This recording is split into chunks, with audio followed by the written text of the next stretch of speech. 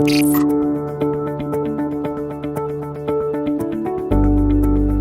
guys, if you're going to be hauling any trailer on the open road, you do have to have an electrical hookup for your trailer. It is required by law. Chevy did a super awesome job getting this put together for us. They've already have everything pre-wired in the back for you. It's super simple to install. You have two caps here. One is going to be for lowering your spare tire.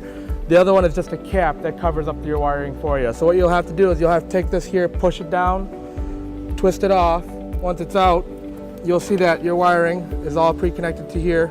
It's going to be a clip. You'll just unclip it on the top side. You'll be able to pull this out. As you can see, it is just a cover. We have this part here that we're going to be putting in. It's going to be a 7-round plug. You can pick this up at any U-Haul anywhere, uhaul.com. All you do is slide it back into this position. Make sure it clicks into place. Once you have that done, realign it back in here. And you twist it and you're done. All right guys, now we got the wiring installed. I just want to show you how it works.